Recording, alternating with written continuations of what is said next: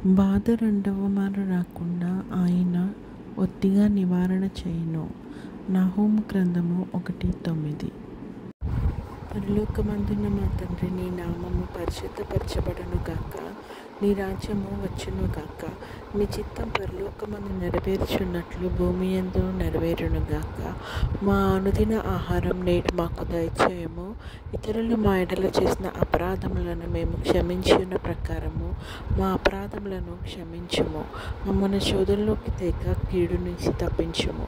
ఎందుకనగా రాజ్యము, శక్తియు, మహిమ నిరంతరం నీవై ఉన్నాయి తండ్రి. ఆమేన్. యెహోవా నిన్ను ఆశీర్వదించి నిన్ను కాపాడును గాక. యెహోవా నీకు తన సన్నిధిని ప్రకాశింపచేసి నిన్ను కరుణించును గాక. యెహోవా నీ మీద తన సన్నిధి కాంతి ఉదయింపచేసి నీకు సమాధానం కలుగజేయును గాక. ఆమేన్.